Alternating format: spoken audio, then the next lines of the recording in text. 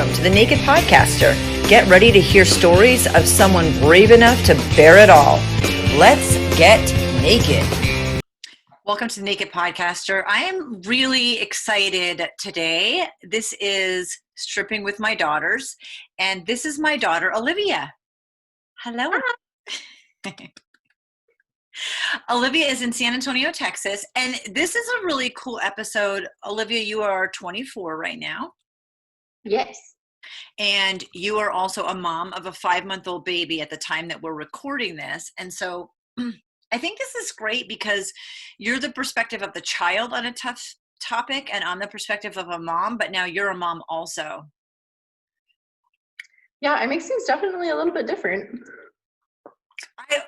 If we can add that in, I know today we're talking about divorce, moving, and baseball, which you picked It all ties in. These are tough for me because as a parent, you know, you always feel like you're failing somehow at everything, at all the things. And yeah, these conversations are definitely highlight how hard it is for me, but they're really cool because we get to get both perspectives. So we're going to jump in. You're co-hosting, so you need to be talking as much as I am, at least. Let's talk about divorce, moving, and we moved from Alaska to Reno, Nevada, and you were 8. 8.5, yeah. Just about 8.5. So jump in because I know we moved from Alaska to Reno, which was a completely separate decision from the divorce or baseball. Dawson is my grandson, and we're going to hear him. He has lots of things to say about this too. Yes, he has a lot of things to say. And he loves his grandma, so I love him. He's my favorite. The move was independent of the divorce. The divorce was not planned at all when we planned the move, but we moved to Reno, and within a year of being here, the divorce occurred, or it was initiated. So you jump. So for my little 9-year-old perspective, it all happened like at the same time. Yeah. So we moved in September, and that was super hard, you know, leaving all your friends, going somewhere where you have no one, you know, absolutely no one. You're moving to a desert and it's disgusting and it smells weird and just all of those things. And then a little bit later, you find out that your parents are getting divorced. And so I think the divorce was filed in February of the year after we moved, something like that. June. Okay. So we moved when I was almost 8.5. The divorce was filed when I was 9. And that because so much was already going on with adjusting to being in a new place and a new school and all of the stuff going on, it just seemed like it was like smack instead of like we moved and then there's the divorce. It was like we move in the divorce, like boom boom. I mean, 9 months later is when the divorce was filed, and definitely a move like that, a move to another town can be pretty huge. It can still be like we moved in Alaska from but Anchorage to where did we move first? Willow, Wasilla to Willow to Big Lake. And even though Alaska's much more of a community, so as tragic or shocking. Mm-hmm. We also had we had friends that were there the entire time. So even if we moved to different places, it's not like we moved from Anchorage to Fairbanks. We moved in like the same general area, and I still had friends. Yeah, within an hour and a half of each other. Everything was within an hour and a half of each other. So it never seemed like it was a huge deal. Right. We moved from Alaska to the lower 48. I know. I love that you called it the lower 48 because only an Alaskan understands. I go sometimes and I get weird looks. It's fine. Alaska is like a different country. It's like basically, yeah. it's very, very, very different from anywhere in the lower 48 because it's so, so that's one thing. One, it was, if you move, let's say people move from the East Coast to the West Coast, same thing. You don't know Yeah. anybody, no friends, totally different. I mean, everything's different. So Reno from like where I grew up in Vermont, worlds apart, worlds apart. Yeah. And that's the thing. I mean, like, I'm living in San Antonio. I moved here for my husband, and I didn't know anyone when I moved. Mm-hmm. Yeah. You know, he's military. If we move somewhere else, I'm not going to know anyone. Right. I feel like it's different as an adult because you're part of the decision. Mm. Like, we're moving. We're not going to know anyone. As a kid, it's like we're moving and leaving literally everything I've ever known. Right. Go somewhere completely different that I don't know. And then we started school, Mm-hmm. and I didn't know anyone, didn't know anything. It was really hard. And I felt like every year, every school year, I was starting over. Really? Like, I went to third grade. That's what I was at when we started. So when we first moved, I was in third grade. I had to start over, right? I was a new kid, new state, new school, new everything. I had to start over. The next year, there was issues with the friends that I had made in third grade. I was told I couldn't be their friend. I had to make new friends. Same school, same class, had to make different friends. Then we moved to a different school, and it happened again. So I felt like for the first, like, third through ninth grade, I was starting over every year. And I went from being like a pretty loving, everybody needs to have a friend, friends with the kids nobody wanted to be friends with, Mm-hmm. up in Alaska, to, well, every year I don't have any friends. Like, I had to start over every year, and that made it hard too, where like third grade, it's fine, like we moved to a new place, I have to start over. But then it happened again and again. So every year just kind of got harder. So I kind of hated Reno because it was never nice. And when we moved, and then a little bit later, you guys said you were getting divorced. Well, then it was like, well, Reno just sucks. Like, everything happened in such a short period of time, and it never seemed to get better for me. Mm-hmm. So Retrospectively, like from my perspective, had I known, if we had decided to move, even, I don't know, it's so hard. So if we had not decided to move, which I take a lot of blame for, because I really felt like we were supposed to move. I definitely put a lot of blame for all of this on you. Right. Well, Dad would have stayed in Alaska forever. And this was a huge part of the reason. I grew up with a really big family where nobody was close. So I had my great grandmother that I was close to, and my grandmother I am more as I've gotten older than not a kid. That wasn't really the case. My mom didn't get along, or my mom didn't get along with her. And so my mom's the oldest of 8 kids. And this enormous family that was very disconnected, really dysfunctional. But I had my sister that I was always really close to, and she had moved down to Arizona. And your dad has this huge, amazing family. And living in Alaska, because it's like a different country, I felt like, I mean, a huge part of why I felt prompted to move was I wanted you guys to have, I didn't have a great family to be connected with. You guys did, and you weren't, because of us, not because of the situation. Does that make sense? So Yeah.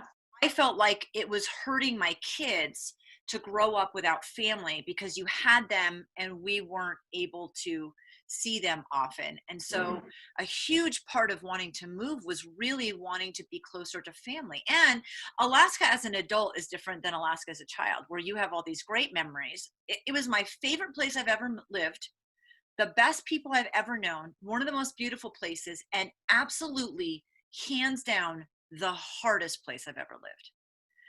Right. So I know that that's a contradiction. It's my favorite, but the hardest. But if you've lived there, it makes a lot of sense. No, and I get that. Like, I get that it's a hard place to live, especially in the winter. Totally understand. I have memories of, playing out in the snow and all of that. Like, yeah, I'm playing, but I mean, it's dark. Yeah. Recess was not very lit, Yeah. well lit. I mean, it was pretty lit, but Right. but I mean, retrospectively, I totally understand why we moved. Right. And looking at it now, if we hadn't moved, I probably wouldn't know my husband, wouldn't have my son.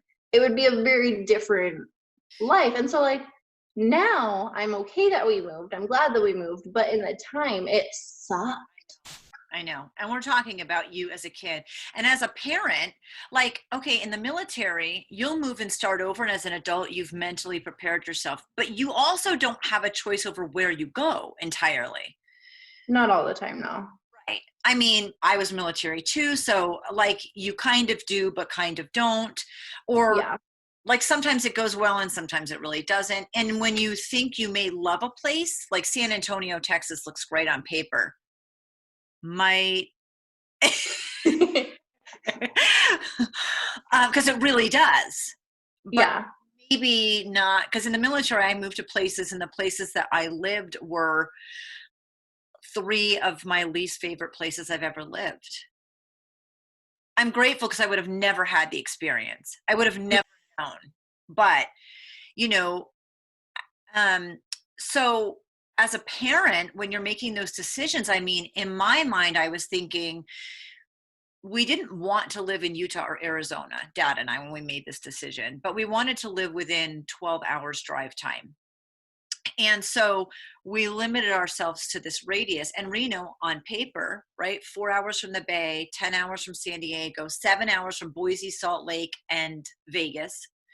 It's this really, on paper, this is one of the best places ever. I still look at things and I'm like, this should be like my number one place to want to move, although it's never felt like home after almost 15 years, Yeah. right? Alaska felt like home, but it was so hard. And another thing I'm really grateful. So as a parent, I'm really grateful you guys all spent a lot of time with family. You got to know them. The biggest issue for me is I was successful in making sure that that occurred. And Dad was too. Dad, 150%. Like, even though we were divorced, family is so important. And I think we met that goal of you guys really growing up, knowing your family well, as opposed to me Oh, yeah. here. Oh, yeah. Um, and I didn't know you felt like you had to make friends over and over and over. Kids don't express those things. Yeah. I mean, I knew you were angry, and I knew you were angry with me. Um, but, and that is always hard as a parent. And you know this now, which doesn't help you as a kid, but you're living your own story, your life story. You're creating it and living it while you're helping to create the story for your kids of their life. And kids don't realize that their parents have a story. Yeah. Um, and I've often wondered, like, if we hadn't made the decision to move and we had stayed in Alaska, the divorce would have still happened. What would that have looked like for us, me being a single mom in that situation in Alaska? For me, although we did have a bigger pool of friends, I knew no one in Reno either. Started over. I I wonder, how do you think it would have gone if we had stayed in Alaska, but the divorce had still happened? I don't know. I think there would have been so many things that were different because it is such a smaller group of people, like, more of everybody. It's not like, small town in the South where everybody knows everything and anything that happens is all the drama, or, any small town anywhere. I I don't know. I don't know either. I think there would have been different things that were harder for us. Right. We would have had Like, our friends in our unit. yeah, but church was a big part of our life at that point. And I think just like in Reno, it would have ended up, maybe it would have been a little bit better of an experience. I mean, I imagine because they knew me so well, Yeah. right? So they knew me for a decade, that because the people that I would have been talking to would have known me. So maybe that would have gone better. Because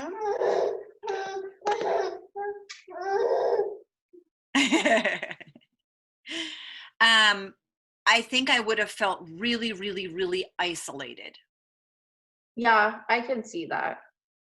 So for me as an adult, being in Reno gave me more resources and opportunity in my mind. Although, like, I had to go back to work and stuff like that. We had to sell the dental practice. We would have had to sell the house and the dental practice anyway. So even if we hadn't moved, there's a whole bunch of things that would have happened. Right. We would have been out of that house and sold that house and had to move into something small. I would have had to go back to work. I mean, a whole bunch of things that made things difficult in Reno would have had to happen. As a kid, though, you don't realize it. It was super easy for you to blame Reno and me. Yeah, it was. And I know that. It was super easy Well, because you were there. I You mean, were there. Dad was back and forth. right. You were the bad guy. You're the one that brought us down. You were the one that was doing all the things. You're the one that cut my hair. Okay, Like all of like, wait a minute. I was hoping this came up because other stuff. Okay, you want to talk about baseball, but you guys went to school when you started school in third grade. Was it that first year that I cut your hair? I think so. I think that all happened in the first year. It was before the divorce was started. I remember because Dad was back and forth from Yeah. Alaska. We were selling the dental practice. Okay, you and Alana got headlice.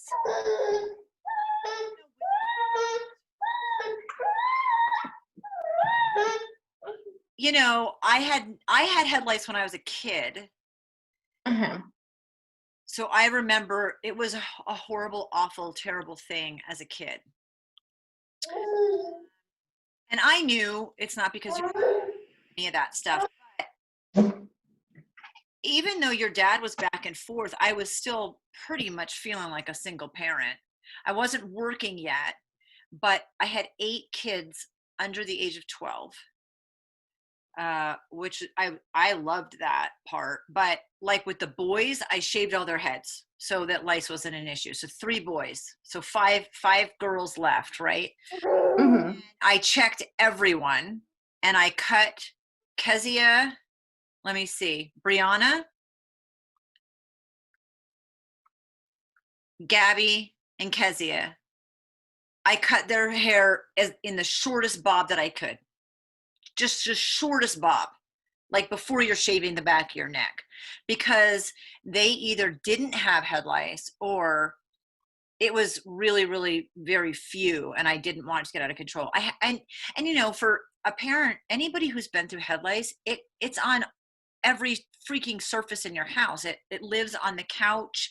They live on the couch and on bedding, and like you guys were all sleeping in sleeping bags because I learned they're so cute. Oh, look, 3 generations. What? Hello, handsome. It's your grandma. I love you so much. Oh, I do. What's your perspective on the child? Things going okay? Yes. That I know. um, so I had to get I had to sterilize every couch, anything that had fabric on it, and you guys like couldn't be on it because I'd have to start the process over. And I knew that 30 minutes on high in a dryer would kill everything. So everybody was sleeping like in that big family room in sleeping bags. Mm-hmm. Every stuffed animal, I had like everything had to go through the dryer for 30 minutes. Everything had to be into the dryer and put it back. Like it was a massive undertaking. Like, and your hair, and I was doing the stuff under the light, the comb and everything. And after a couple weeks, it was not getting better with you and Alana. So what is your memory on the cutting your hair? Because it's so different from mine. So I don't remember who said to do it. I don't remember asking you to do it. I just remember sitting there and getting my head shaved and sobbing. And it led to a bunch of other things. Having my hair cut. So you asked me if I cut your hair really short, would it go away? Because you as a kid, you were getting the shampoo in a bathtub every single day. I was going through the comb. You guys have a ton. I have super thick, amazing hair. My kids have super thick. It was really, really. It's a blessing and a curse. It's mostly a blessing. But you asked me what would happen, and I said the lice would be gone immediately. So how short were you thinking? Now, you said I want you to shave my head. And I was like, are you sure? Now, again, retrospectively, as a parent, I should have said no, because most of the lace is down at the bottom, right? I will cut it in a super, super, super short bob, because where most of your hair is up here hanging down is not where the lice is. And it would have taken a little bit longer, but it wouldn't have been that big of a deal, and just cut your hair in a bob. You actually said you wanted it shaved, and then then I started doing it and you started to cry. There's nothing more devastating as a parent. Nothing ever in the world. Now, several of the kids have had pixie cuts, and Alana wanted her hair shaved because you did it, and you were like the strong big sister, and she did it. She since then has had pixie cuts and stuff. She's done all kinds of wild, crazy stuff with her hair. So if you decide you want a pixie cut, you love the pixie cut because it's what you want. And basically it was a less pretty pixie cut, but basically, and I couldn't bring you to a hairdresser. They won't do it. Yeah. I wasn't licensed yet. So basically, if I had been licensed, or I had really thought about it more, but after 2 weeks of living in this situation that was stressful, and you being able to go back to school, and it was awful. Yeah. And then in that same time, we started baseball. And my age group, I've since learned, is when girls start playing softball. I was the only girl on my team. I looked like a dude and I sucked. And I got made fun of. Oh. Because of how bad I was, because I looked like a dude, but I was a girl. And so I hate baseball. My husband loves baseball. We're pretty sure this one's going to play baseball because I hate it. Yeah. That's what's going to happen. But that happened at like the same time for me as everything else. So it was just another thing. That's a fake cough. That's another thing that just happened at that time, where it just added to the level of suckage that was going on.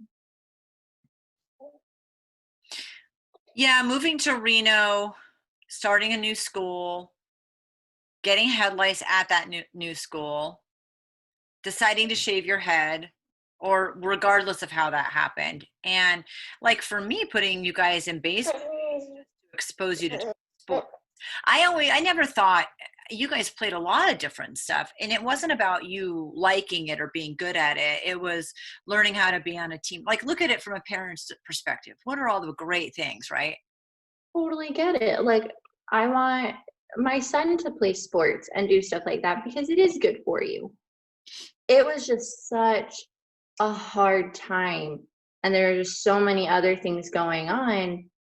And then getting made fun of because I looked like a dude, but I sucked at baseball, just didn't help anything.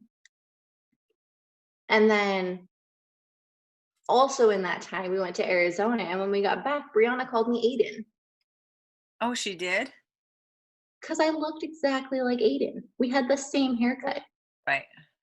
And our teeth were crooked the same way. I walked in the room and she's like, Aiden. I was like, Olivia. I was devastated. Like, that was another thing where even my sister was calling me a dude. And just like all of those things, they just like kept building. And so it never felt like it got easier. Like it never felt like it got better. Right, because your hair starts to grow, and you just finished third grade, and you've had a miserable 9 months. You find out your parents are getting divorced. Yeah. And then there was that. And then we started, going back and forth, and Bruce stayed with you. And I felt then like I was the oldest, I had to step up another step. So then I was growing up faster. Like then I had like a bigger, mature role than I had had before. So at Dad's house, I was the oldest. I was the boss. Then going over to your house, I had a hard time because Bree was there and she was the boss. But I was with the kids all the time, so I should be the boss because I was the oldest there. It should carry over because I knew more of what was going on all the time because I was around it all the time. But that wasn't the case. So then that was hard for me, and that like I butted heads with Bree a lot more and with you a lot more because I was just an angry child and growing up at one house but not being able to do the same thing at the other house and trying to do all of the things and being in an awkward stage of life anyway. Like there's just so much going on right then in the first couple years that we were in Reno that Were with me full time for almost a year and a half. And you started, yeah. So I want to backtrack a little bit too, because you and Bree were 4 years apart, and it's very distracting being a grandma. I know. You and Bree butted heads before the move and your personality as a second born was like, well, I remember, this sums it up. You said you were mad at me one day. You were like, I should have been born first because I am the better boss. Like, I stand by it. So from a pretty young age, I mean, you guys were like 2 and 6 when I remember their start friction, and that's pretty little. I'm on a 2 and a 6-year-old, but I don't know if it was a 4-year age difference, the personality, different personalities, or a combination of a lot of things. But back when Dad and I were married and we were in a did not get along. No, we didn't. Like there are definitely issues then, but I feel like it escalated another step when that was happening too. Yeah. And I mean, then we went to Ohio and we were fine now, but like as kids, when did you guys get fine? When did you start bridging that gap? Just out of curiosity. When we went to Ohio. So when she went to college, and you must have been going into your freshman year of high school, and she was a freshman in college. Yeah, she was gone. And then I started realizing like, hey, it's kind of nice having an older sister. I could steal her clothes, whatever, all that fun stuff. That's when I started to be like, oh, she's like kind of nice to have around. And we started talking a little bit. And then she moved back and it was a little bit awkward. And then we were fine. I think that's, in my opinion, I was always super close to my sister, and I are 3 years apart, 2 years and 9 months. We're 3 years apart in school and stuff, and very, very different situation, but we were always really close. And I also think that we used stressful times to be closer and band together and lean on each other. I think that is less common. Because you'd think if you're going through these hard times and you're doing it together, why wouldn't you guys like? We were doing it together, but we felt like we were alone. Like we've talked about it since, and like we went through a lot of the same things at a lot of the same ages. Like we remember things very similarly. Really? We just never talked about it. We had our own issues, and we felt like I felt like I was going through everything on my own. I felt like I had to do all these things on my own. Nobody understood what I was going through, how I felt with everything. And she felt the same way. From what I've heard. I mean, that might be a different conversation for her to have, but Right. Like looking into it, like, and I think that a lot of the kids probably felt the same way. Like nobody understood how we felt individually or collectively. Like nobody knew how hard school was. Like I was a great student until 7th grade. And then I started just being angry. But there was just so much going on that it felt like certain kids were focused on more than others. And I wasn't one that was focused on. Who? And so Oh, I want to ask this question so bad. But it's who did you feel like I focused on more? Bree and Taylor. Wow, really? Yeah. So I 100% get Bree. I understand that. You know, as a mom, when you're, I mean, I don't feel like I did spend more time, but like Taylor, that one is out of left field for me. Taylor seemed like the golden child. Wow. Like he was the favorite. Bree was the favorite also. Like she got all the attention. She was older. She was doing all the like super nerdy school things, you know, because she likes to read textbooks. Whatever. Like that. Like, who does that? And then it was Taylor. That one's interesting. So Taylor, for me, until he was a junior or senior in high school, was just an easy relationship. And maybe that's why it seemed like it, because we had such a hard relationship. Like maybe because Taylor and I did until my 2nd year of college. Yeah. Well, that's a common theme. I think a lot of siblings who don't get along super well, when they get older and they have that perspective of like you're almost an adult or you're much more independent and autonomous, right? You're really making a lot of decisions in high school on your own, and you're getting your license and you're working, and there's a freedom in your lifestyle, and you start to get stuff. You know, you start to understand stuff like why your parents couldn't buy you a pair of shoes when you know what I mean? Like you get a value of money, you get a different perspective. And so I think it's very common for siblings who do not get along when they're growing up, or there's some tension, when those can be some of the closest relationships. So that, I don't think that that's uncommon. And I also don't think it's uncommon to feel like you're not heard, but the other kids are more than you, because I could probably have a conversation with every one of the kids and almost all of them would feel that to some degree. Oh, I totally believe that. I totally agree.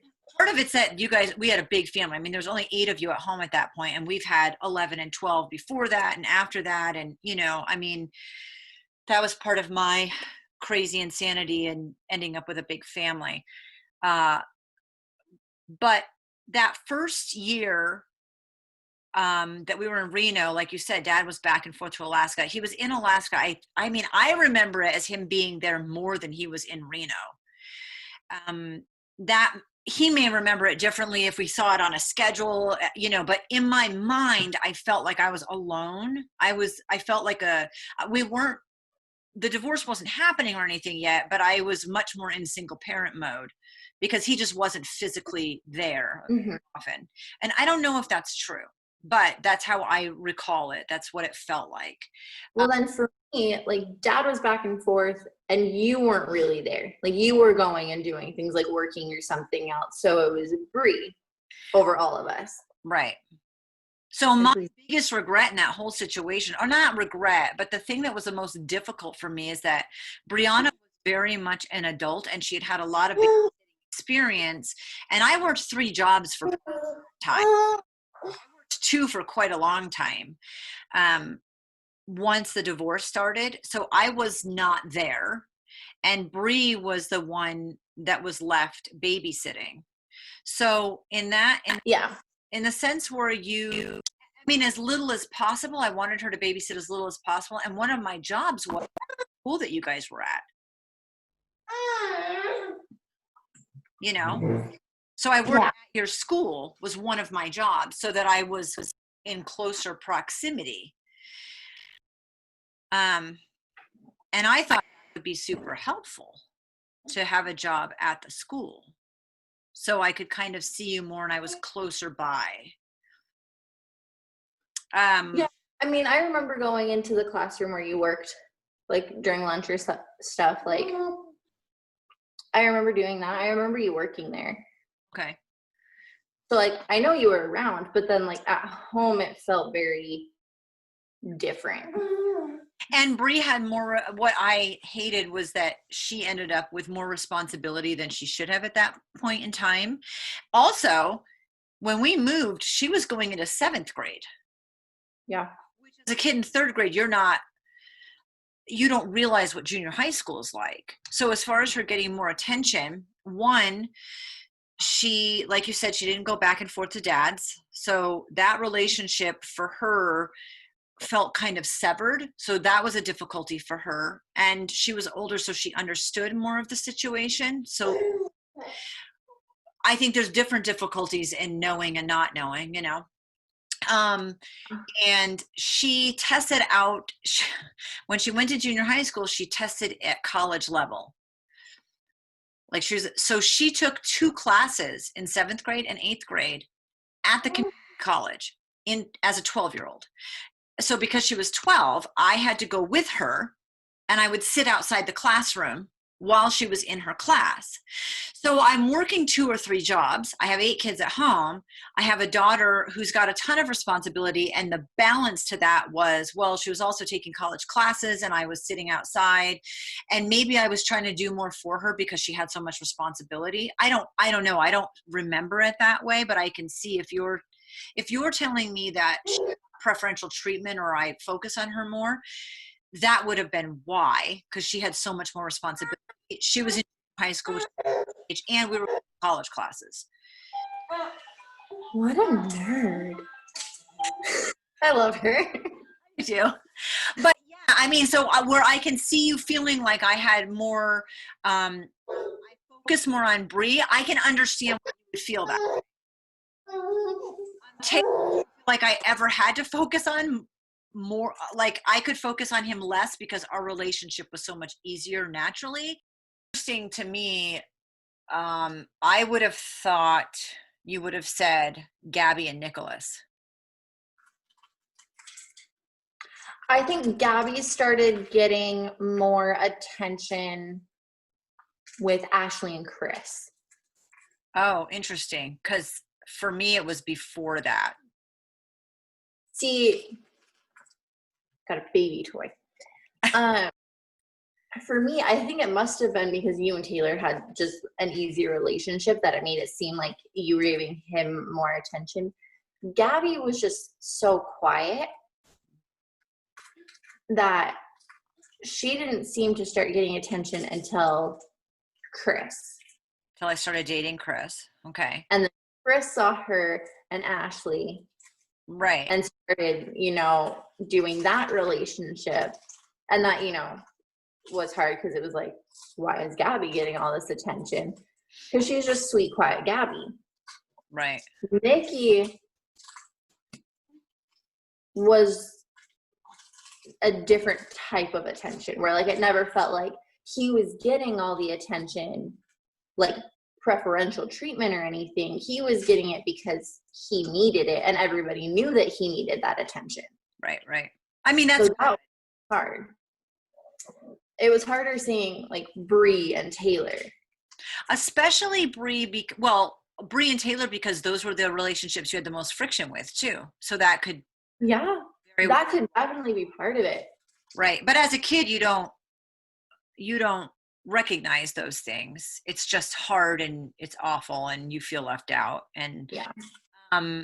Okay. So I want to talk more. So there's lots of sibling dynamics, of course, in our family. And I understand the baseball, like, yeah, you had head lice. Yeah. You look like a boy.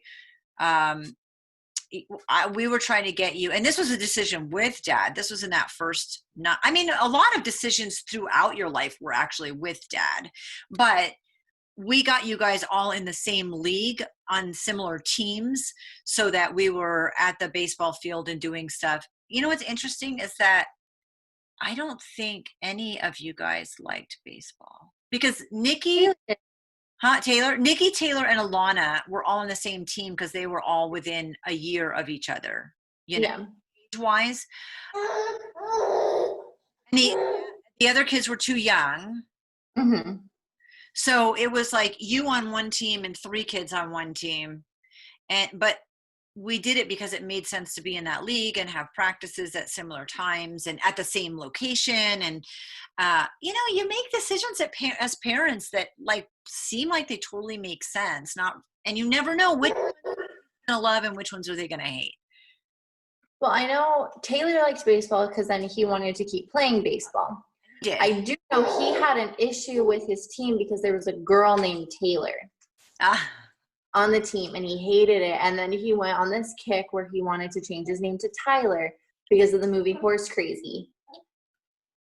Wow. So there was that whole thing going on then too, because there was a girl named Taylor. And I know there was that, but like Taylor liked baseball. I don't know about Nikki or Alana. I hated it. I was getting made fun of the entire time, and I hated being put out in the field when the other team was batting, and I hated batting because I knew I was going to get teased when I came back because I can't hit a ball. That's cold. It's so interesting because I hate baseball. In 6th grade, I got hit over the head with a bat. I was the catcher, and this was way back in the 80s, you know. No, 70s.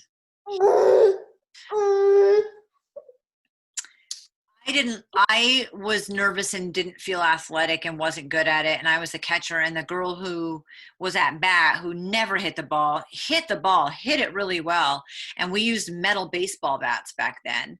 And she had the bat in her hand and she went to throw it and she hit me in the head. I still have a lump on my head right here. And I ended up going to the hospital and having a concussion. And I have never played since then. And I've never liked it. And you have to, I know as a parent, like you hate baseball and you want nothing to do with it, right? Because of your own personal baggage. And yet still you understand the value of getting your kids involved and that maybe it will be something that they like. And you're not going to know that till you try it. This issue is that if kids don't tell you that they're upset about something and parents are distracted. So I'm not blaming kids at all, but as parents we're distracted and we may not be aware that something's bothering you or why it's, I didn't know how much you hated baseball. Well, I didn't feel like I could say anything. Yeah, he's so sleepy.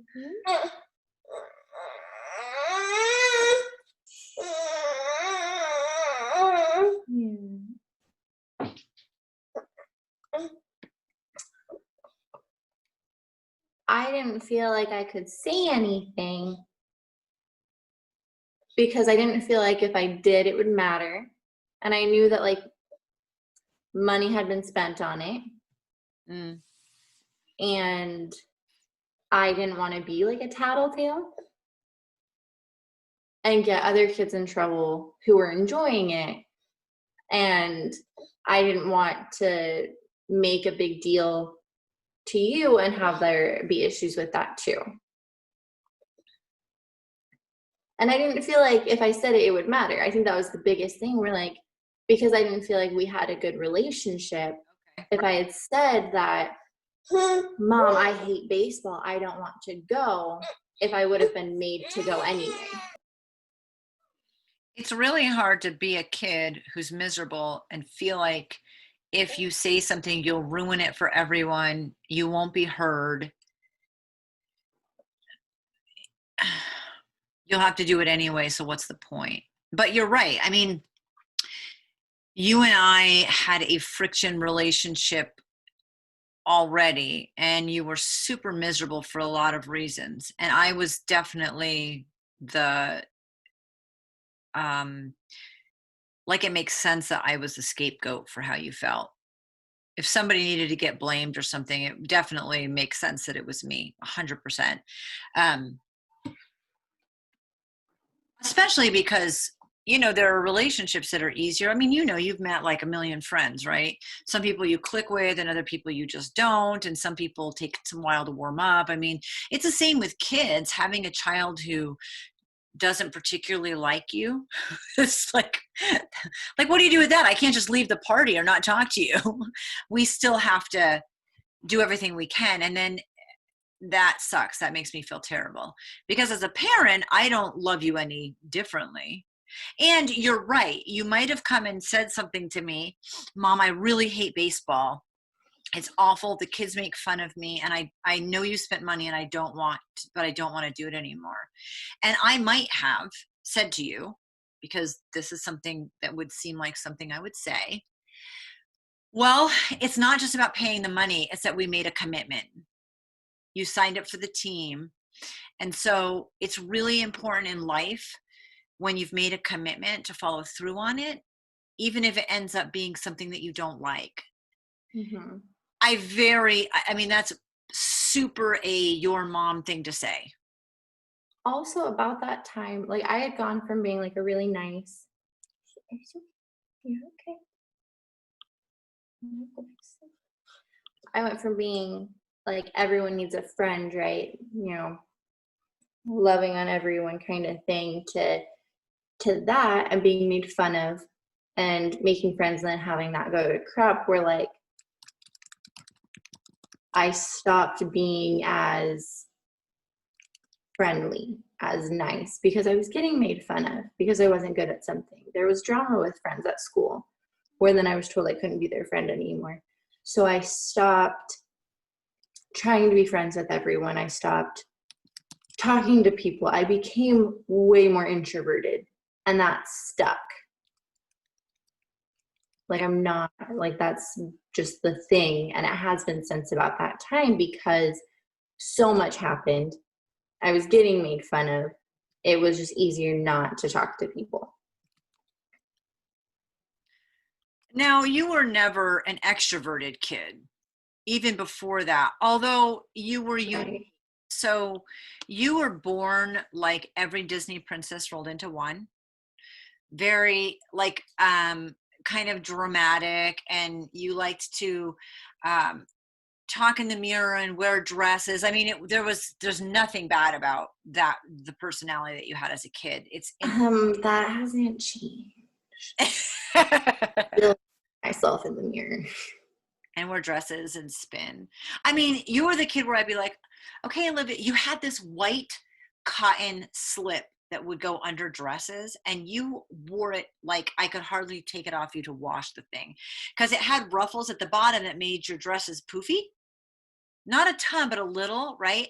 So you would just put the slip on and be talking to yourself in the mirror. I'd be like, Livia, you need to finish getting dressed. We need to go. Why can't she just let me take my time? Doesn't she? Like you'd have this whole conversation.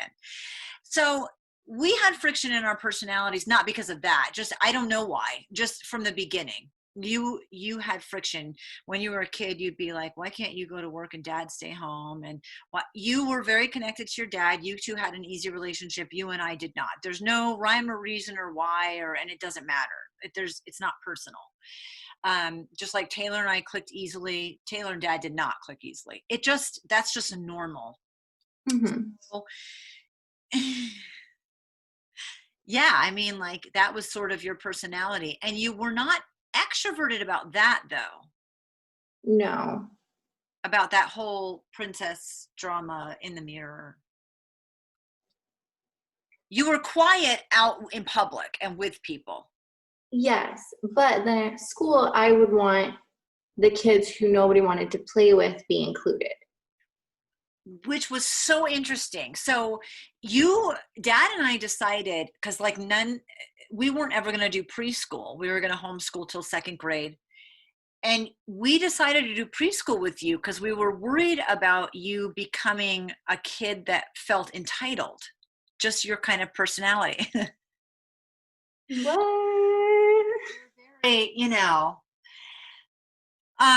because you lived a fairly privileged life and we wanted you to realize that other people didn't. So yeah, we wanted you to be a little more grounded that was a concern. And you were little, you were like 3, but you had this attitude at home with us that like you were the nucleus, you were the center of the, I know that hasn't changed. I know it's true. But we had concerns about wanting you to be a little more grounded. So we put you into a preschool, and we didn't put you into the snotty, uppity preschool. We put you in Head Start. Head Start in Alaska had only 2 slots per year for kids that were above the income bracket. So Head Start is for low income kids. And you have to be below a certain bracket to qualify to be in Head Start. That's what it was like in Alaska at that time, 21 years ago. And we got you in on one of those slots. And I volunteered with Head Start. I did a lot of outreach there. I did public speaking there. I worked a lot with the parents. It was a great thing with them, because I was doing foster care then, and I was licensed in a lot of stuff, and I was speaking a bunch. So we were worried about how that would go. So if I talk about you in the worst case scenario, so this snotty, uppity, entitled kid, which was the worst case scenario that could have happened, right? You went into this classroom, and we had our first meeting with the teacher, and in that environment, you were 100% the opposite. You reached out to the kids that were like innately, like intuitively, you just knew the kids that were hurting the most. It wasn't that they were the lowest income, kids that came from a tough situation. You honed in on those kids, and those were the kids that you really like took under your wing. You used to go to school, and we would pick you up, and you didn't have any of your hair ties or your bows or your clips or anything in your hair. And I was like, where are all your barrettes and your little ponytails and clippy things? Your hair pretties. The hair pretties, yes. Where are your hair pretties? And you would actually ask me to put certain things in your hair and wear certain like necklaces and jewelry and stuff, because your intention was that you were going to give all of your pretties away. Because you had but Mom, I have so many and they don't have any, and they should have hair pretties too. And Dad, well, I'll speak for myself, but I recall us both being like, what? Who is this kid? And so it was the catalyst for us getting you into that program was one thing. It was, you were a completely different person. And so it's so interesting how intuitively, like you still are every Disney princess rolled into one who talks to herself in the mirror. Thank you. Yes. Law. And you single out the people that have the least amount of friends, that you must feel that they're hurting. You must have, whatever your intuition is, you must really feel that they're hurting, and you gravitate towards them to make them feel included. And you always have. I don't know how much that continued, because I don't feel like I'm still that way. And maybe it's because like as I got older, I just turned into myself more, because so many things kept changing. Like I said, every year I felt like I had to start over. So every year I feel like it got harder and harder to do certain things. Well, also, you probably felt like one of the kids that didn't have any friends. Probably, yeah. No, definitely, yeah. I didn't have any friends. You felt like one of the kids that you used to reach out to. Yeah. As a mom, that makes me super sad. I mean, now looking back,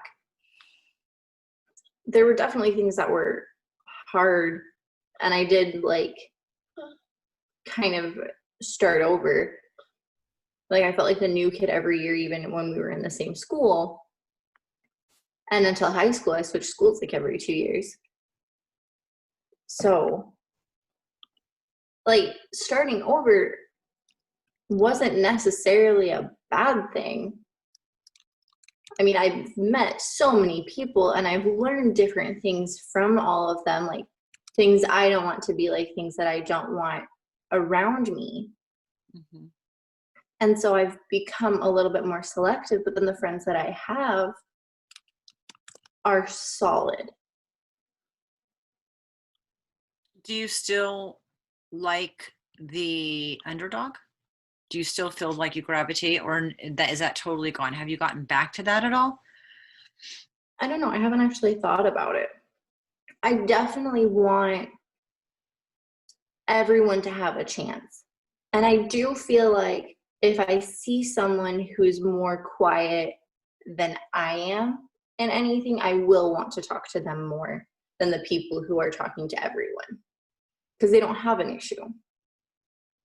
So like It started out with you being like the strong, secure one helping other people, and then it flipped where you were one of those people, and yet you'll push yourself out of your comfort zone if you see someone that's also struggling. yeah, It's awesome. I'm pretty cool. I mean, I think so. In my totally biased opinion. Let's touch a little bit more on the divorce, because at your age, you had, like, at the time that things were happening, you feel like everything was rolled into one, and then Bree wasn't going back and forth, and you went back and forth.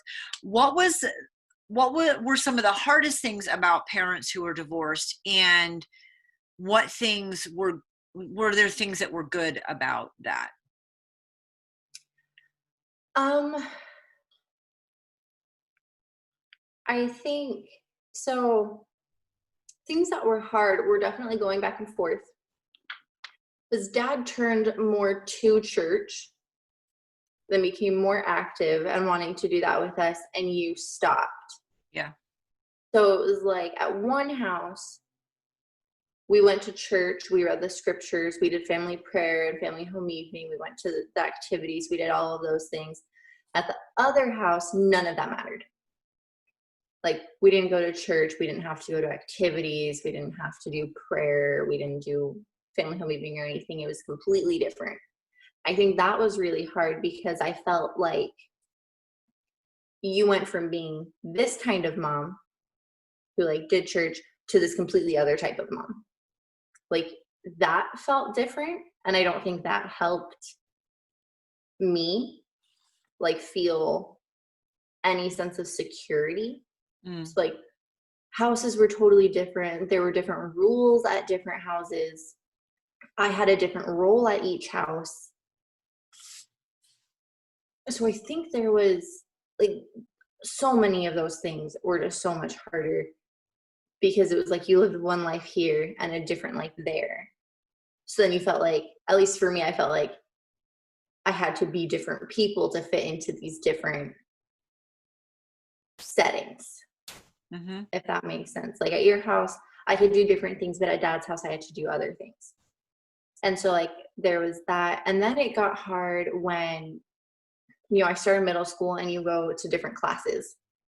And then you had to remember where everything was and you had to do all those things. And I started getting so much more angry about it. And I was like, I'm not going to do anything because it doesn't matter. And then because of the going back and forth, none of us did chores because we were just going to leave. So it didn't, at both houses, we had our chore lists, but we didn't really do our chores because it didn't matter. We were just going to go to the other house. Like, there wasn't a sense of home because we were just going to leave, and then we were going to leave. It's like we had our houses, but we didn't have a home, at least for me. So there was just a lot of it was really hard. At the same time, it was kind of nice seeing two different points of view. But then like it got hard when you had to choose which one you were gonna be. Like, which version of myself is more me? And then realizing later that it's not like one versus the other, it's what combination am I? Yeah. And finding the balance between being an active member in church and not. So it definitely, I mean, I definitely grew up faster than would have been nice and took on lots of different things. But then as I grew up and looking and thinking about it now, a lot of those things have shaped me into who I am and given me pros and cons and things that I do and don't want to do or be. And it's not like I want to be just like you or I don't want to be anything like you. It's there are parts of you, there are parts of dad, there are parts of this situation that have made me grow and become more than I think I would have been in a normal situation. Like a lot of it was hard, but I think I came out better because I went through so much. It's so interesting because my perspective at that time, first, I maintained church until you guys were regularly going to your dad, even though I was not interested in um, being an active member in church. I continued to go when the back and forth started happening and it was regular and dad had a good rhythm, and because, like you said, he was more active. That's when I stopped. But I didn't stop. I stopped going to church. We still did prayers at dinner, Mm-hmm. and we didn't do family prayer or family home evening. But all of the church activities, you guys did them at my house. No, because mutual was on Wednesdays on a day that you had us.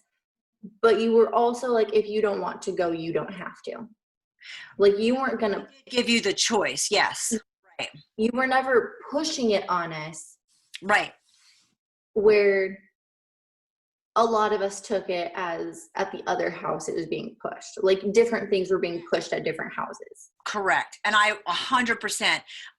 I wasn't interested in the church. My whole goal in that was to be 100% supportive of you guys being interested and not and making it as uh, creating as little confusion as possible. So I didn't go back to church with you guys for a while. And the brief period that I did when you got a little older, I felt like it was confusing and I stopped. I didn't stop because right. I didn't stop because I wanted to stop. I stopped because I felt like I was supporting my kids and doing what was in your interest, not in my interest. So, um, you know, me finding a different church and going to it and bringing you guys was very brief in the span. And I always 100% supported the church, but I did let you know that it was your choice. I think I would have shifted to that if dad and I had stayed married and I had stayed in the church and all of that stuff. Because of how I was raised and how different, I was very, very big into giving you guys the choice. Those were conversations dad and I had when you guys were super little. We had conversations on like, what if you want to wear a bikini? And I'm like, I think they need to be able to make that decision themselves. We can't force them to do a certain thing because I saw my cousins who were Jehovah's Witness force. And the second they got any freedom, like when we met for family reunions and stayed in a hotel, they'd come to our hotel room and binge on candy till they were throwing up because they were never allowed any sugar. And because I saw that, I thought, regardless of the religion or the situation, explaining how I feel and what the church feels, and but then giving you the choice. I think that's what we've talked about doing for our kids Yeah. is being like, here's the standard, here's why it's a standard, but it's your choice. Like I wear bikinis because if I wear a one piece, I get hives on my stomach. It's not worth it to wear a one piece. I'm not doing it because like it's sexy. I'm doing it because I would rather not have hives all over my stomach. I don't want to be itching myself all day. I want to enjoy my time. And so like giving the option, like there are things where it was nice to have the option of different things. It also made some things harder. because like you couldn't do certain things at the other place, or like if you did, you felt like there was a little bit more tension or a little bit more judgment. And I remember maintaining the chore wheels and all that stuff. I don't remember that ever changing or being different. As far as my goal was to really keep things very consistent. What was difficult is that the judge that we had made the determination, because Sam was so young, so they look at the younger kids. There was a study that came out that kids that are away from one house for a week or more at a time have a harder time with the transition.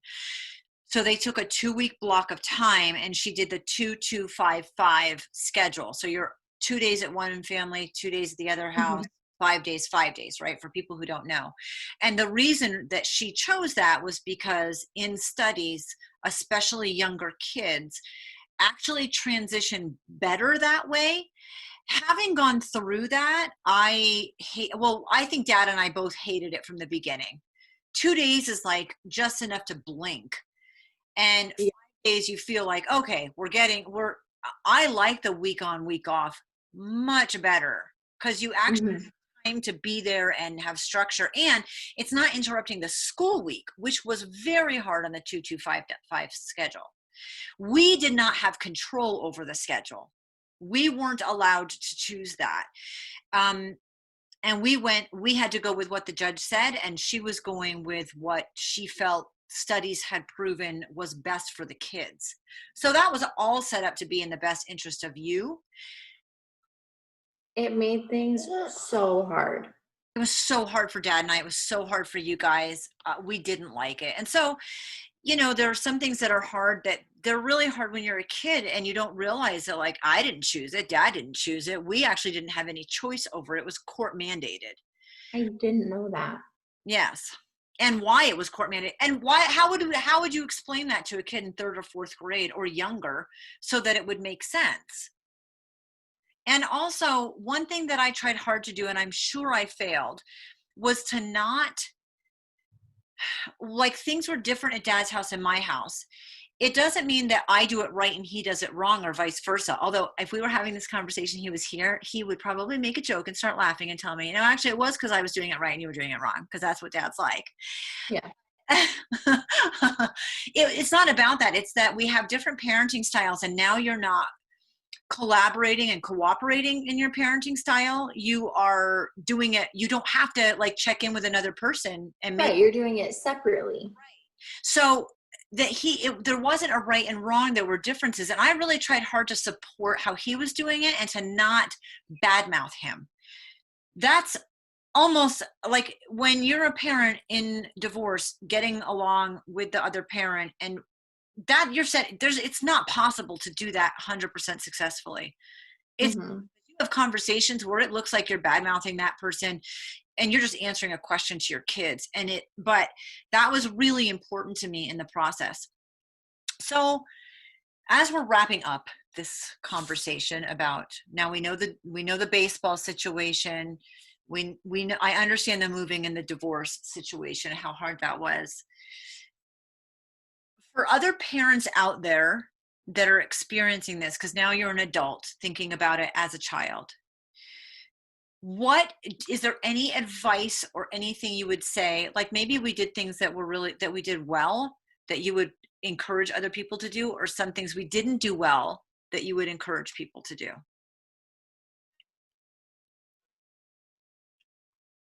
It matters more about the kids than it does about your own personal feelings. Like you might, whether or not you get along with the other parent that you're leaving, it's all about the kids and their best interests. Whether that's staying at one house or going back and forth, you need to listen to the kids, because we had a big family, so I don't feel like all of us got listened to.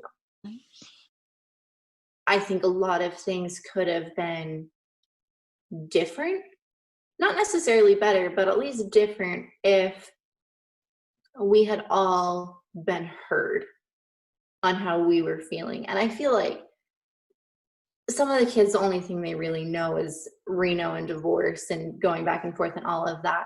But for the older ones, like me and Bree and maybe Alana, like really listening to how we felt and how things could have changed so that it was better and easier for us. Another thing is, there were a couple of times where I had said to you that I wanted to go talk to someone, that I wanted to see a therapist, and no one ever did anything about it. Mm. I would have loved to see a therapist. I think that would have helped with a lot of things. So, like, if your kid is saying, I need to talk to someone, make it happen. If your kid is saying something like that, you have to listen, because that's what's going to make your kid be the most successful and have the best time out of all of it.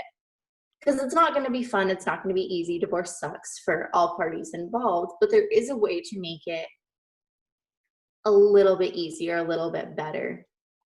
And that's really seeing like what the kid or kids need. And if they're saying like, I need to see a therapist, or, hey, can I stay at one house full time? You need to figure out how to do that. And it might not be totally possible to be at one house 100% of the time. Or you're like, it's actually better to go back and forth, because then you get time with me and with your dad or your mom or whatever. Sitting down and explaining that at a level where they can understand. Because I thought we had the conversation where when I reached a certain age, I could decide where I wanted to live. I got to that age and I was like, hey, I want to live with dad.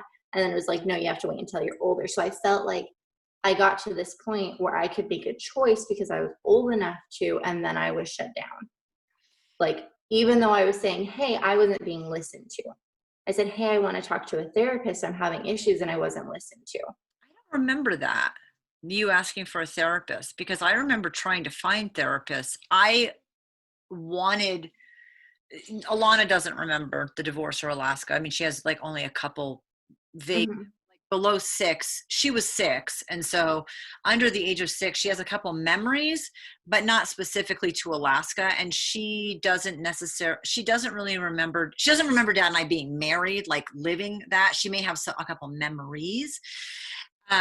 So basically you are singled out in this situation of wanting more choice and wanting, like, the things that you want are different than the younger kids because they don't have the same memories. You were on this age, I feel like, that was where But you, like, I remembered you guys married, and then I got this divorce and this back and forth thing. And I don't feel like I was listened to on what I would have liked. right. And I feel like I listened a lot and explained why, but you know what, that's a hard thing to navigate, and it's certainly very imperfect. Oh, Because I would have wanted to put you in therapy. I think that would have been great for you. I was pro I therapy. do. So I don't understand how that disconnect, like, retrospectively, I don't understand that disconnect, because that, again, like, these are always conversations that make me feel bad, because it's how you struggled as a kid, which means somehow I could have done more as a parent, so regardless, it's going to be hard, but I would have wanted that for you. So there are some things. Also, there was, with deciding where you wanted to live, there was the whole group of kids to consider, and making the schedule and going to court to make that happen. That was never explained. It was when you get to 12 or whatever, you can decide where you live. It was Right. like 12, 14 or something like that. And so I got to that age and I was like, hey, I've made a choice. I want to be at one house full time. And then I was told, no, I have to wait until I'm 16 Yeah. or Right. And I 18. think I was getting pushed back and there was no reason why. So then I just kept getting more angry. I'm like, nobody cares it's, what I want. and part of that is a legal reason and a court reason. And part of that is setting a precedent for all of the other kids. So you If old. had been explained to me at a level that at the time I could understand, maybe it would have been better. I mean, at the time when like you're like, hey, no, I mean, then I just got angry and frustrated. Like, you told me I could do this, Right. and you're a liar. Like, just give me another thing. And it wasn't me lying. I mean, this was a thing with Dad and I. Yeah, but you were the one that had talked about it first. I hadn't had that conversation with Dad. I had had that conversation with you. And then when I was like, I don't want to live with you anymore.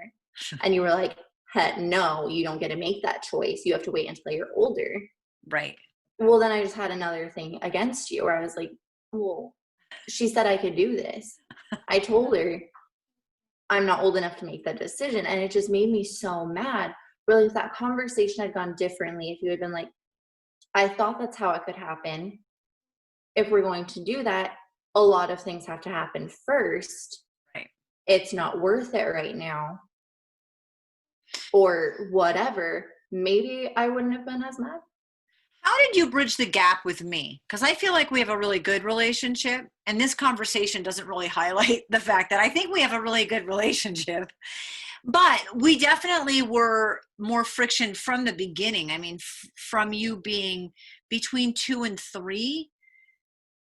And that's a personality thing that's not anyone's fault. It's not, it's actually so normal that I don't think of it as a big deal. It's hard as a parent. Mm-hmm. But and then I was the heavy for all of this stuff. When did that shift, and how did it shift, and how hard was that for you? I think after I moved out of your house when I was, 18, I think it got a little bit better, but there was still a lot of things that I was holding on to. Yeah. There was lots of things that I hadn't worked through. I think it really, really happened when I was leaving on my mission. Yeah. Huh? You're going to cry? Oh, usually I'm the one that cries in these. Oh, when you were leaving on your mission, right? When I was leaving on my mission, I made you lemon squares and wrote you a letter. And I was like, here's how I felt about a lot of situations. It's okay. I'm nursing. I'm going to blame that.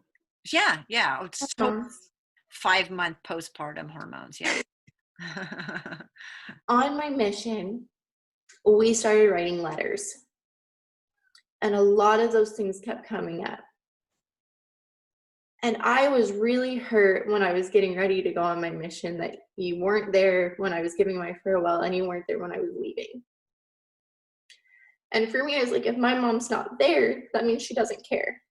Mm. And that means our relationship is done. Oh, gosh.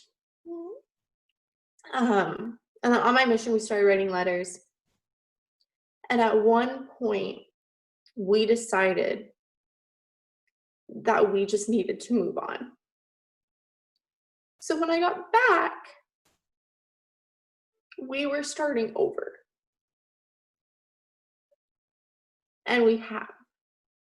And so I think going through and being apart from each other and talking more about it and being like, it's never going to get better if we keep bringing up the things that went wrong.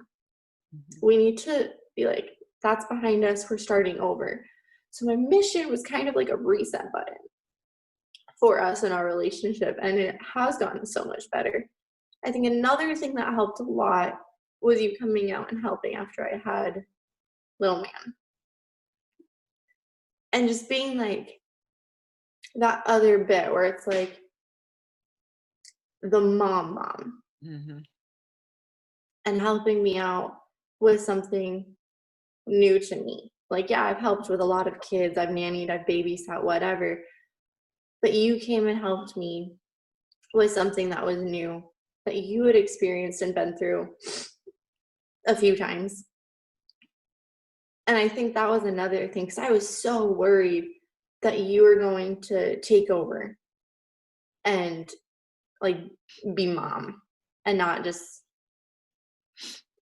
be, the mom that I needed you to be at that time. So like my mission was a reset, and we've worked on it. And then since having my son,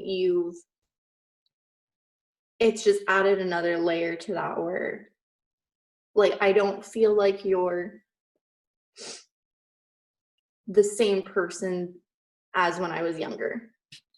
Like that relationship has changed Right. in a more positive way. And instead of like when I was in high school and angry all the time, when I was like, I don't want my kids to know mom. I don't want to know mom. Like, I'm going to turn 18 and scoop my booty out of here. Like, we hit the reset button. We left that drama and that garbage behind us. So I got home and I was glad to see you. And I was glad to start over. And now you're like the person that I want to talk to about being a mom. Mhm. Because even though like I didn't feel like you were a great mom at the time, now I'm like, she did what she could. I didn't make things easy. I I mean, probably made a lot of things really hard. I don't think that that's an untrue statement. I also think as a parent, I showed up and gave 150% a day. Sometimes that looks like, when you're, or I should say, I wanted to give 100% to parenting every day, every single day. Sometimes that looks like 150% and you're knocking out of the park. And some days that feels like a fraction because of every single variable in the world. Like if you have a headache or you're sick as a mom or your kids are, or what all the stuff that happens.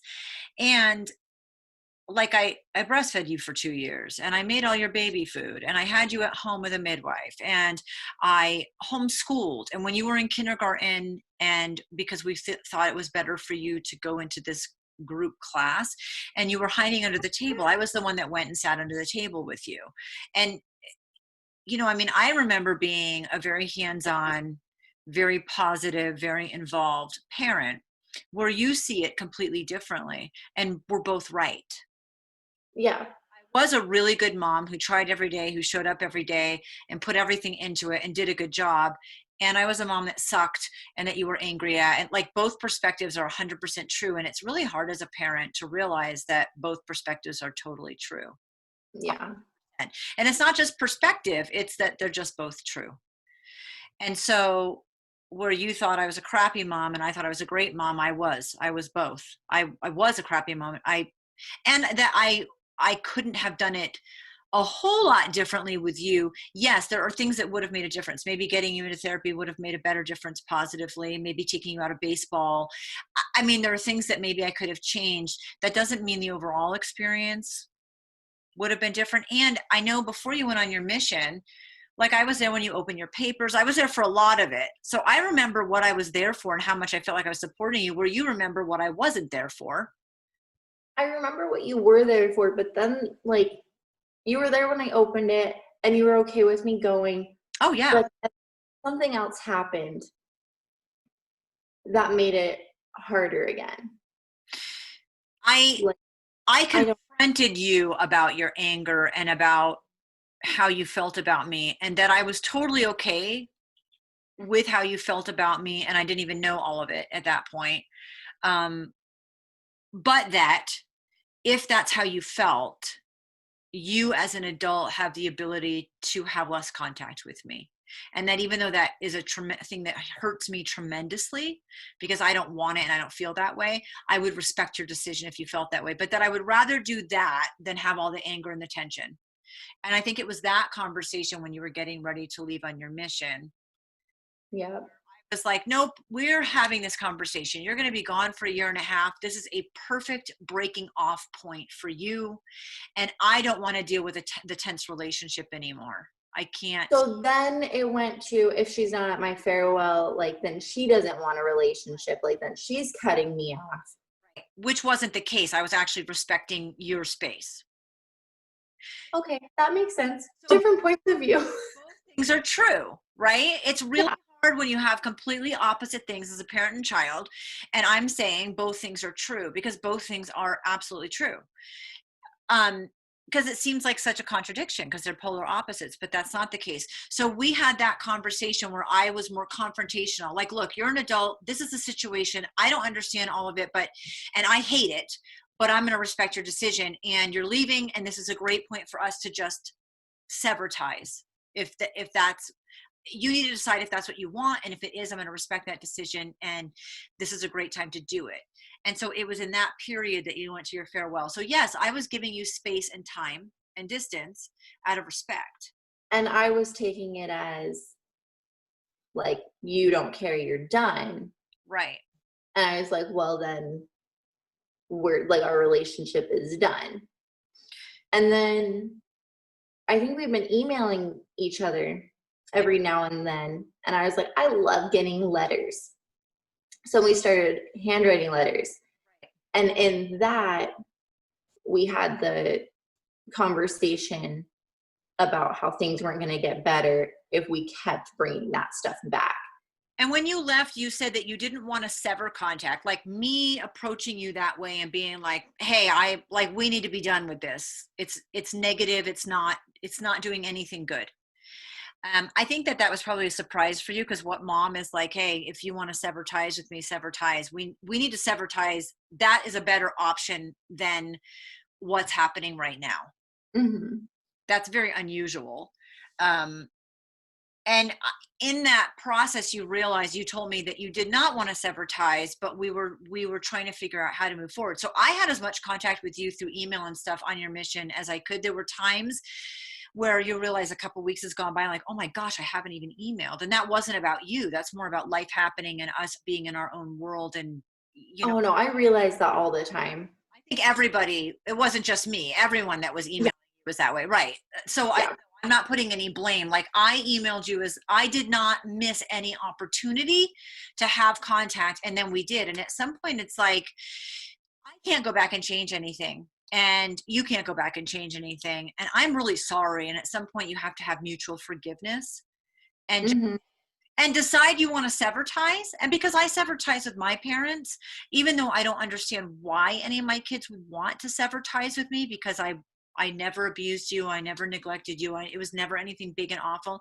I respect the fact that as an adult, you may have a difference of opinion that's great enough that seems like the best option. So I have respect for that. And at the time I thought I did. But then I was like, why? Like, you weren't a terrible mom. You weren't a bad mom. We just didn't always get along.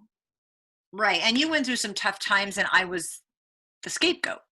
Yeah. And that didn't make it easier. But then I was thinking about it and, teaching about forgiveness and all of those things. I'm like, I seriously was like, I can't teach people to forgive everyone and, love everyone if I'm not doing it. And, made me feel all bad. I was like, I've been terrible to my own mom. Like, I've blamed her for everything. And if we don't fix it, then she's not going to be someone that I want to be around. She's not going to be someone that I want my kids to be around, because I'm going to be like, oh, I don't like her, so I don't want to be around her. And then my kids are never going to know her. And that was something where I was like, I can't teach something if I'm not doing it. And I thought about like the bigger picture. And then, we emailed and wrote letters and decided to just move forward. So then I came home, and that's exactly what we've done. I think it's learning forgiveness and taking space and being honest. Like, I gave you options. Mm-hmm. And I gave you an out that was easy. I gave you an easy out if you wanted it. As a parent, that's hard to do. I think it's important because kids that become adults have very, you have your own perspective that's not incorrect. And I think it sucks that you happen to be the age and in the order and all of that stuff that kind of got hit the hardest of the kids in this situation. Mm-hmm. You were the worst personality, or one of the harder personalities to have been the one that was at that age and at that time. But I think learning forgiveness and taking space, we took space because you were in Japan for a year and a half and we couldn't call. Well, we called like 2 or 3 times in that year and a half. We could. There's 3 times that we got to Skype. Mm-hmm. And then we could email once a week or you could receive emails once a week, and then you could get letters. You can create that space as a parent and a child living in the same town. You just have to set boundaries and parameters. And basically what we did is said, no, we want to move forward with boundaries and parameters and a more open dialogue. Mm-hmm. Yeah, when I came out, it was just 5 months ago, when this is being taped, that I came out having the baby, and I was going out because you were having a baby, like, I'm just going to do my mom grandma thing. I have no concerns, because I don't see myself as the parent that you saw me as. So your fears that you had, I don't even see myself as that. So I had no concerns at all. My whole goal in being there was making sure I left and your house was spotless and didn't have to be cleaned for a while, that you had food in the fridge and the freezer, that I had done everything that I could to make your life easier and bridge the gap so your body could heal and emotionally you could level out and all of that stuff. And so I came in like, not knowing that you were nervous about it. And after a day when you were like, yeah, I was really nervous, I'm like, why did you ask me to come? If it was like, if it was this stressful, why did you ask me to come? But you pushed comfort. I did. And actually talking to a friend about that, because she has a rough relationship with her mom too. Her mom was there when she had her baby, and she said that helped their relationship. And I was like, okay, we have a better relationship, we can make it even better. And then like I saw you after we came back from the hospital, and I was so relieved, Right? so happy that you were there. And you focused so much more on me because I needed it than you did on the baby. Yeah, the baby will get plenty of attention down The baby gets all the attention. All the time. So like I was nervous about it, and then I was like, it will be better for you to come than it will be for me to be like, hey, how about you don't? Because that makes me feel bad thinking about it, being like, I don't want my mom to be. That just makes me feel bad. Because like we had been working on our relationship, and then you came out, and I was so glad that you were there. You did so much. You made me feel so much better. And it just made that transition a lot nicer. And it was so nice having you here, seeing you like take on the grandma role and being the mom that I kind of wanted all the time, but wasn't letting happen. Right. I mean, that's a great way to put it. And I think pushing past your comfort zone and having tough conversations, which we did in letters and stuff. And I remember one letter, like finally, there was one letter that you sent, and I think I've been trying to say the same thing. We're like, we can't keep talking about this because we can't change it. We have to move on. But you continue to have conversations. And I know a few days ago, because now you're 5 months after having a baby, and I said, I mean, Dane's been saying it for a while. Like we'll be on the phone and doing stuff. Like we have the same mannerisms and voice intonations because like we're family, right? But he got off of a FaceTime once, and he's like could hear it, and he sees snippets of it, and he's like, she doesn't know yet that she's so much like you. I'm like, I don't think we're gonna tell her that. That might not go well. I think I have gotten a lot of your mannerisms and your attitudes and stuff, but I think I've gotten the parts that I liked. Right. Because why would I take the parts that I didn't like? Well, I think a lot of people do that. That's called perpetuating a cycle. So I know what my parents were like for me, and I wanted to take anything good from what they did. And there are some good things that not my dad, like there was like nothing, but from my mom, there's this list of things that she did well, or that I'm grateful that she passed on, and to focus on those things and then think, okay, well, what else can I do? And that's why I started traditions and tour plans and tour wheels. And like, there's all these things that I implemented from after Bree was born that were important to me, because I wanted to take where I came from, which was completely dysfunctional, and make it better, not one step better. Like I wanted to take it up as many levels as I could. And I think that I accomplished that. And then looking at my kids, what I have always said is take what I've done and make it better. And that could be doing it your own way, or doing a new twist, or leaving the things you don't like behind and embracing the things that you do. I mean, it can mean a lot of different things. It's going to be different for every one of you. Because I have super close relationships with several of the kids where I've never not had a close relationship through the struggles, and other kids that I do not have close relationships with as much. But still in that, even with the baggage and the things that didn't go well, I've always wanted you guys to one up me on your relationships and on your parenting. So I don't think that that's a put down to me. I think it's an encouragement to you. Yeah. Well, I'm glad that that's how it is. Thank you so much for being on and throwing me under the bus, and being honest, and and You're welcome. experience. It's really great, especially because now you're a mom too. So you now have that shift in perspective also. Yeah. So thank you, Olivia. Thanks, Mom.